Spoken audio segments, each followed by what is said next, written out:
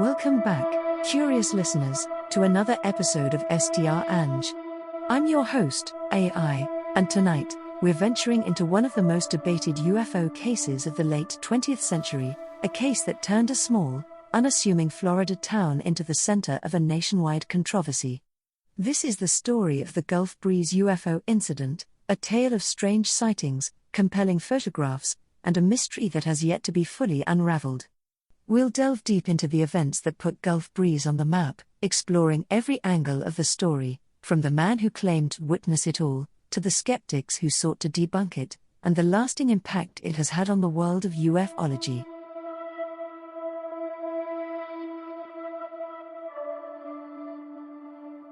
Chapter 1: Setting the Stage in Gulf Breeze.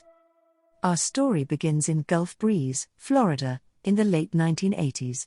Gulf Breeze is a small town nestled in the Florida Panhandle, just across the bay from Pensacola. It's the kind of place where life moves at a leisurely pace, with its sun-drenched beaches, sprawling suburbs, and a community that seemed more concerned with weekend barbecues and high school football than with the mysteries of the cosmos. The town's history is deeply intertwined with the nearby military bases, most notably, the Naval Air Station Pensacola, which brought a steady flow of military families to the area. Gulf Breeze was, and still is, a place where people went to escape the hustle and bustle of larger cities. It was, by all accounts, an ordinary American town. But all of that changed in November of 1987, when a local contractor named Ed Walters came forward with a series of photographs that would soon thrust Gulf Breeze into the national spotlight. Walters was a well-known figure in the community, a successful businessman, a family man, and someone who was generally regarded as trustworthy and level-headed. So when he claimed to have captured images of a UFO hovering over his neighborhood, people listened. Walters' photographs were unlike anything the public had seen before. These weren't the typical grainy, blurry images that had become synonymous with UFO sightings.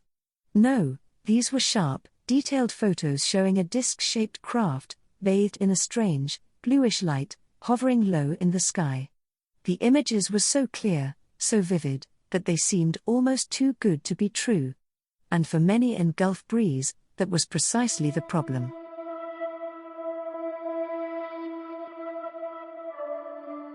Chapter 2: Ed Walters and his family. Before we dive into the events that unfolded in Gulf Breeze, it's important to understand the man at the center of the story. Ed Walters was, by all accounts, a typical resident of Gulf Breeze. He was a successful contractor who had built a comfortable life for himself and his family. He was married to Frances Walters, and together they had 3 children. The Walters family was well liked in the community, known for their involvement in local events and their active participation in the local Baptist church. Ed Walters was not someone who had previously shown any particular interest in UFOs or the paranormal. In fact, before the sightings began, he was more concerned with running his business and raising his family than with anything otherworldly. This made his sudden encounter with the unknown all the more surprising, both to himself and to those who knew him. According to Walters, his first encounter with a strange craft occurred on the evening of November 11, 1987. He was at home with his family when he noticed a bright light outside his window. Curious, he grabbed his Polaroid camera and stepped outside to investigate. What he saw, he would later describe as a life-changing moment: a large, glowing craft hovering silently in the sky above his house. He quickly snapped a series of photographs, capturing what would become some of the most famous UFO images ever taken. Walters described the craft as being disc-shaped, with a dome on top and a series of portholes along the sides. It emitted a bluish light that illuminated the area around it, and Walters claimed that as he watched, the craft emitted a beam of light that struck him, leaving him temporarily paralyzed. Despite his fear, he managed to take several more photographs before the craft silently ascended into the sky and disappeared from view.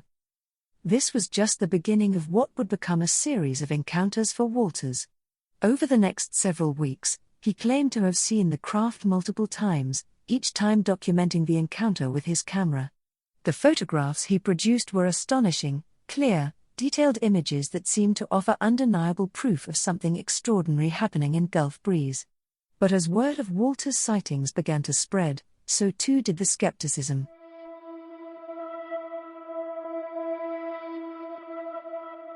Chapter 3: The Gulf Breeze Sightings, a Detailed Chronicle. As news of Walter's photographs began to circulate, the town of Gulf Breeze was quickly swept up in a wave of excitement and fear. People were captivated by the idea that something otherworldly might be happening right in their backyard. The Gulf Breeze Sentinel, the town's local newspaper, was the first to publish Walter's photos, and the response was immediate. The paper sold out almost instantly, and soon, the story was being picked up by media outlets across the country. Walters claimed that his encounters with the UFO were not isolated incidents. In the weeks that followed, he reported seeing the craft on several more occasions, each time documenting it with his camera. The sightings were not limited to Walters alone. Other residents of Gulf Breeze also began reporting strange lights and objects in the sky. These sightings were often accompanied by other strange phenomena, such as unexplained power outages, strange animal behavior, and even reports of missing time. One of the most compelling aspects of the Gulf Breeze sightings was the consistency of the reports. Witnesses described seeing similar craft, disc-shaped, glowing, and often accompanied by strange lights or beams. The sightings were not confined to any one area of town, they were reported from various locations, often around the same time of night. This consistency lent a certain credibility to the reports, leading many to believe that something genuinely unexplained was happening in Gulf Breeze. But as the sightings continued, so too did the questions. How could so many people be seeing the same thing, yet there was still no concrete evidence beyond Walter's photographs? And why was it that Walters seemed to have more frequent and more dramatic encounters than anyone else? These questions began to sow the seeds of doubt, both within the Gulf Breeze community and among the broader public. Despite the growing skepticism, the sightings continued. Walters reported what he described as increasingly close encounters with the craft, including one instance where he claimed to have been abducted. According to Walters, he was taken aboard the craft, where he encountered strange beings who communicated with him telepathically. He described the interior of the craft as being unlike anything he had ever seen, sterile, metallic, and filled with strange instruments and machinery.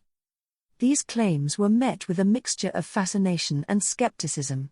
While some in Gulf Breeze believed Walter's story, others began to suspect that something wasn't quite right. The idea of alien abduction was, after all, a far more extraordinary claim than simply seeing a UFO. As the stories became more outlandish, so too did the skepticism.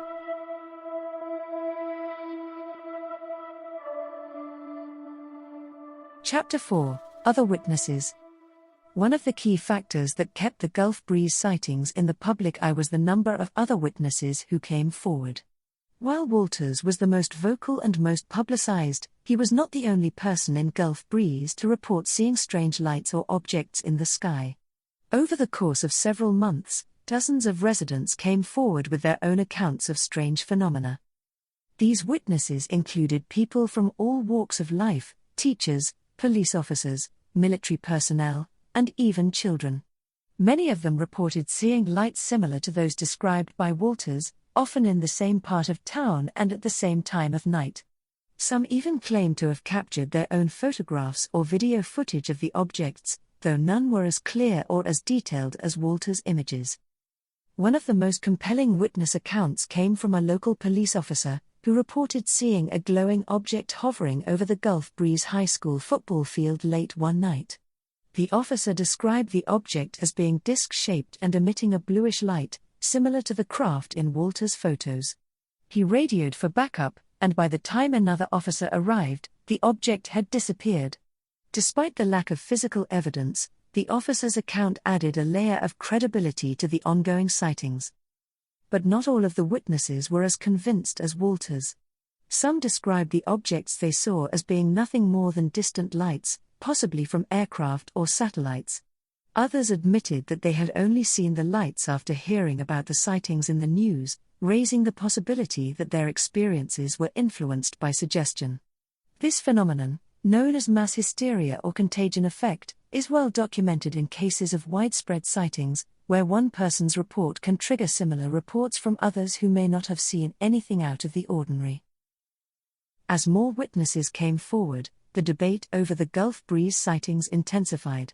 On one side were those who believed that something genuinely unexplained was happening, perhaps even something extraterrestrial. On the other side were the skeptics, who argued that the sightings were either a hoax or a case of mass hysteria.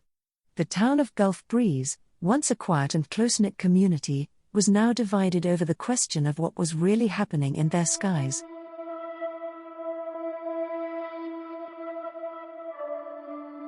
Chapter 5: Media Coverage.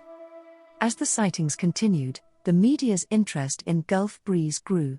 What had started as a local curiosity quickly became a national phenomenon, with newspapers, magazines, and television programs all eager to cover the story. The Gulf Breeze Sentinel, the first newspaper to publish Walter's photos, saw its circulation skyrocket as people from all over the country clamored for more information about the sightings. National news outlets soon picked up the story, with major newspapers like the New York Times and the Washington Post running articles about the Gulf Breeze sightings. Television programs like Unsolved Mysteries and Inside Edition featured segments on the case, complete with interviews with Walters and other witnesses. The coverage was often sensationalized, with headlines like UFO invasion in Florida and alien abduction in Gulf Breeze, adding to the excitement and the skepticism.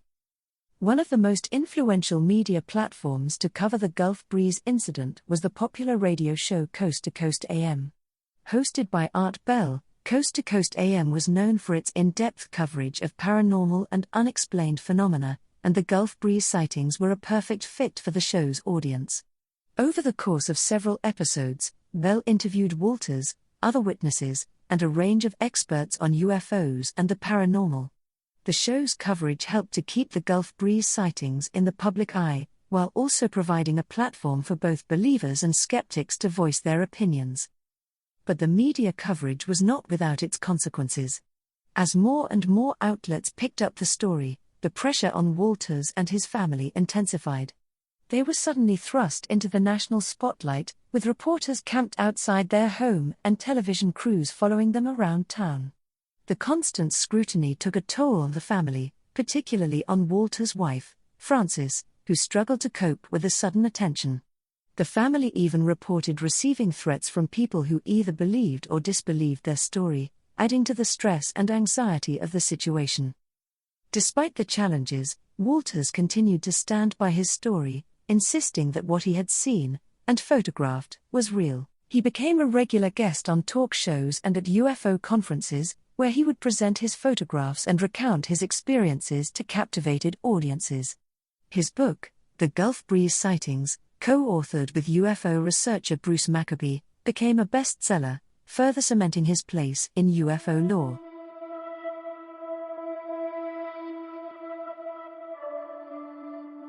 Chapter 6: The investigation begins, believers and skeptics.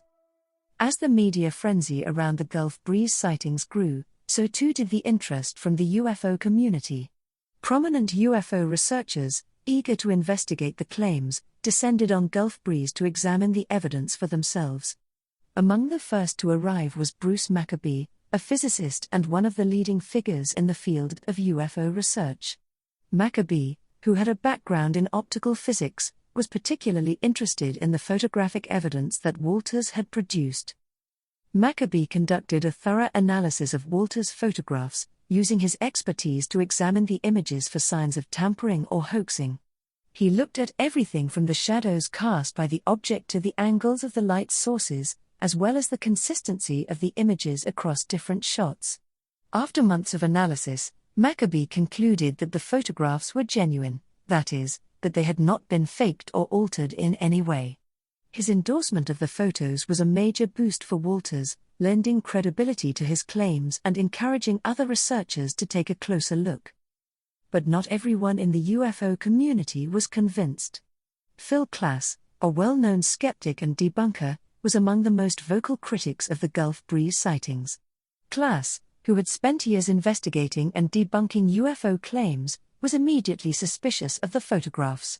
He argued that the images could easily have been faked using double exposure techniques or by photographing a model against a dark background. Klass also pointed out inconsistencies in Wolte's story, such as the changing descriptions of the craft and the lack of any physical evidence beyond the photographs. Klass's skepticism was shared by many in the scientific community, who were wary of accepting extraordinary claims without extraordinary evidence. They argued that the photographs, while intriguing, were not enough to prove the existence of a UFO, especially given the possibility of photographic trickery. The lack of corroborating physical evidence, such as radar data or trace elements left behind by the craft, also cast doubt on the veracity of the sightings. The debate between believers and skeptics played out not just in the UFO community, but in the pages of newspapers and the airwaves of radio and television. Both sides presented their arguments to the public, each convinced that they were in the right. For the believers, the Gulf Breeze sightings were a potential breakthrough, a case that could finally prove the existence of extraterrestrial visitors. For the skeptics, it was another example of how easy it is for people to be deceived, whether by others or by their own wishful thinking.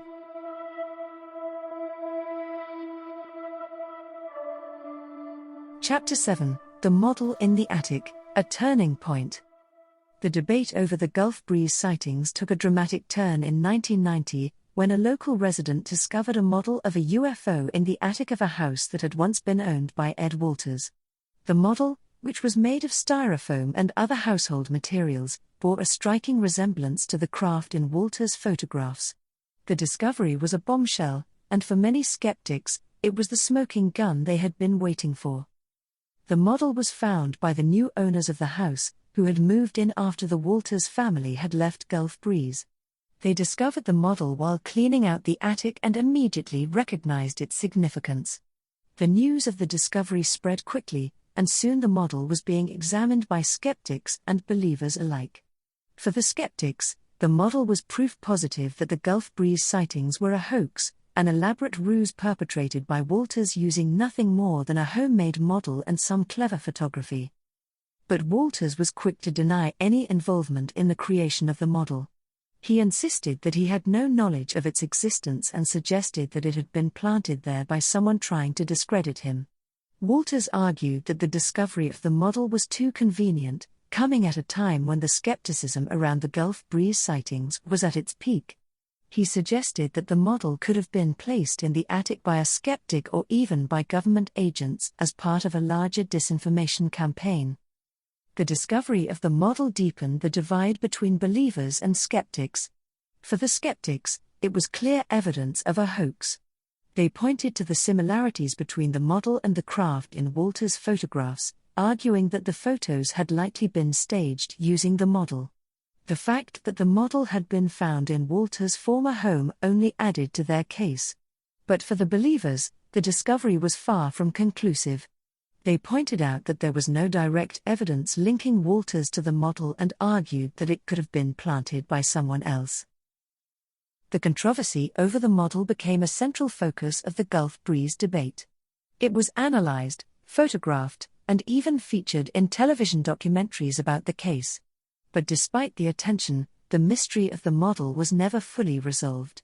To this day, it remains one of the most contentious aspects of the Gulf Breeze incident, with both sides using it to support their own version of events.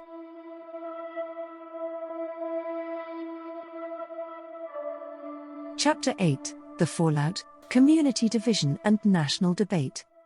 The discovery of the model in the attic marked a turning point in the Gulf Breeze incident. As the debate over the sightings intensified, the town of Gulf Breeze found itself at the center of a national controversy. What had once been a quiet, close-knit community was now divided over the question of what had really happened in their skies. Neighbors who had once gotten along found themselves on opposite sides of the debate, with some supporting Walters and others accusing him of perpetrating a hoax.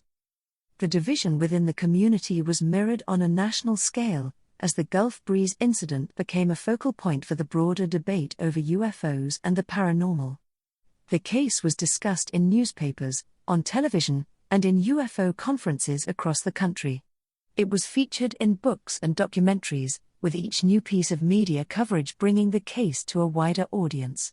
But with the increased attention came increased scrutiny, and the pressure on Walters and his family only grew. For Walters, the fallout from the Gulf Breeze incident was both a blessing and a curse.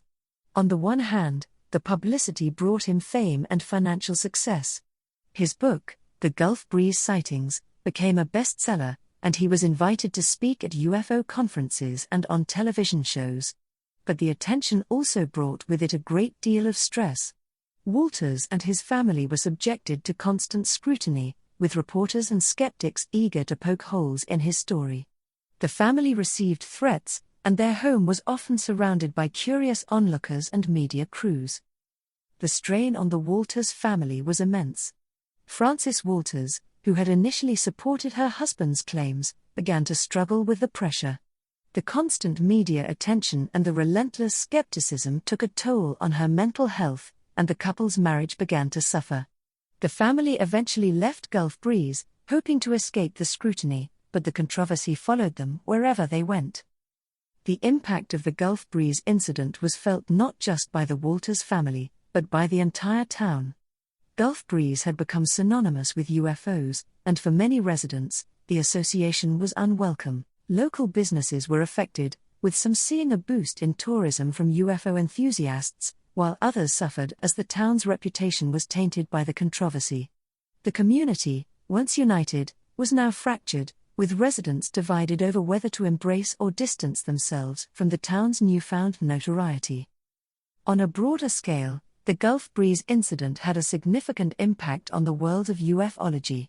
It became one of the most well-known and hotly debated cases in UFO history, with the debate over its authenticity continuing to this day. The incident also raised important questions about the nature of belief and skepticism, and about the ways in which the media can shape public perception of extraordinary claims.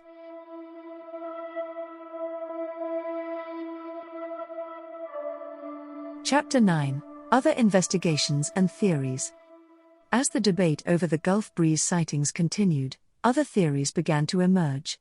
Some researchers suggested that the sightings were not the result of extraterrestrial activity, but rather a case of mistaken identity or natural phenomena. One of the more popular alternative explanations was that the lights and objects seen in the sky were actually military flares or aircraft from the nearby Naval Air Station Pensacola. This theory was supported by the fact that Gulf Breeze was located near a number of military installations, and that the area was known for frequent military exercises. Another theory that gained traction was the idea that the Gulf Breeze sightings were part of a government disinformation campaign. According to this theory, the sightings were deliberately staged by the government as a way to test public reaction to the idea of UFOs, or to distract from other secret military activities. Proponents of this theory pointed to the discovery of the model in the attic as evidence that the sightings were a carefully orchestrated hoax, designed to mislead both the public and UFO researchers. But while these alternative explanations offered plausible explanations for some of the sightings, they did little to explain the more extraordinary aspects of the case, such as Walters' claims of abduction and telepathic communication with extraterrestrial beings. For many in the UFO community, these aspects of the case were the most compelling, and they continued to believe that something truly unexplained had occurred in Gulf Breeze. The role of the media in shaping the public's perception of the Gulf Breeze incident cannot be overstated. From the very beginning, the media played a central role in bringing the story to a wider audience and in fueling the debate over its authenticity. But the media's focus on the more sensational aspects of the case, such as the alleged abductions and the discovery of the model, often overshadowed more nuanced discussions of the evidence. In the years since the Gulf Breeze sightings, the case has been the subject of numerous books, documentaries, and podcasts, each offering their own take on the events that unfolded in the small Florida town. Some have focused on the photographic evidence, analyzing the images in detail to determine whether they could have been faked. Others have looked at the psychological and social factors that may have contributed to the sightings, such as mass hysteria or the influence of popular culture. Despite the ongoing debate, The Gulf Breeze incident remains one of the most intriguing and controversial cases in UFO history. It serves as a reminder of the complexities involved in investigating claims of the unexplained, and of the challenges of separating fact from fiction in a world filled with mystery.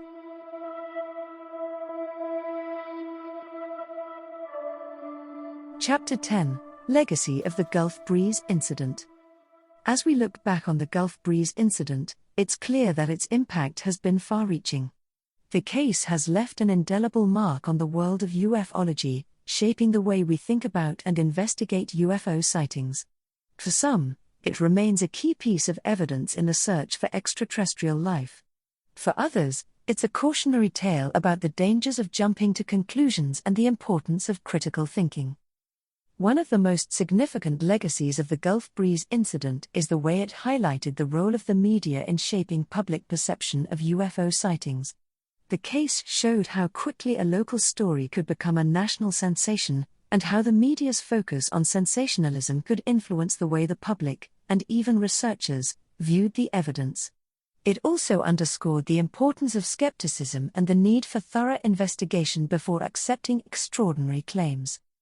But the Gulf Breeze incident also had a profound impact on the lives of those involved. For Ed Walters, the experience was both life-changing and life-altering. While he gained fame and recognition, he also faced intense scrutiny and skepticism. The controversies surrounding the sightings took a toll on his personal life, and the legacy of the incident continues to haunt him to this day. Despite the challenges, Walters remains steadfast in his belief that what he saw and photographed was real. Whether or not you believe his story, there's no denying the impact it has had on the world of ufology.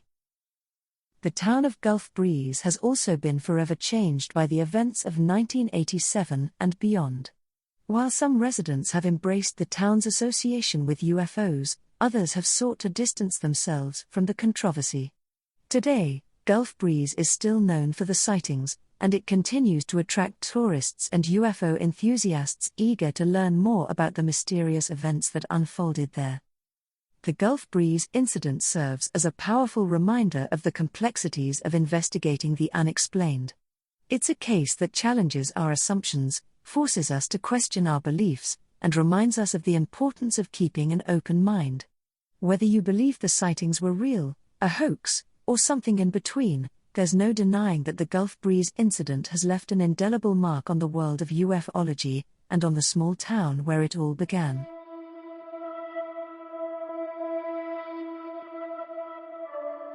The final chapter, reflecting on the Gulf Breeze incident. As we come to the end of our exploration of the Gulf Breeze incident, it's clear that this case is far more than just a series of strange sightings. It's a story about belief, skepticism, and the search for truth in a world filled with mystery. The Gulf Breeze incident challenges us to think critically, to question what we see and hear, and to remain open to the possibility that there are things in this world that we may never fully understand. The debate over what really happened in Gulf Breeze continues to this day, with new evidence and theories still emerging. But perhaps the most important lesson we can take from this case is the importance of maintaining a balance between open-mindedness and skepticism. In the world of the unexplained, it's all too easy to be swayed by sensationalism or to dismiss something out of hand. The key is to approach each case with a critical eye, to weigh the evidence carefully, and to be willing to accept that sometimes, the truth may be more complex than we can imagine. Next time we'll be diving into another iconic case in the world of the paranormal, the Patterson-Gimlin film. Captured in 1967 in the forests of Northern California, this famous footage supposedly shows a creature that has eluded capture and explanation for decades, Bigfoot. Is it the ultimate proof of a cryptid's existence, or just a man in a suit? We'll explore the story behind the film, the controversies that surround it, and what it tells us about our own desire to believe in the impossible. You won't want to miss it. Thank you for joining me on this journey into the heart of the Gulf Breeze UFO incident. Remember, strAInge is created using ChatGPT and Loudly, bringing together the latest in AI technology and creative sound design to bring these stories to life. If you have your own strange story to share, or if there's a topic you'd like us to explore in a future episode, feel free to reach out. You can email us at strAInge, that's strAINGE@gmail.com, and we'll try and get a human to talk to you. strAInge is created using ChatGPT for everything safe than music, which is made using Loudly. Until then, stay safe, stay curious, and stay strAInge.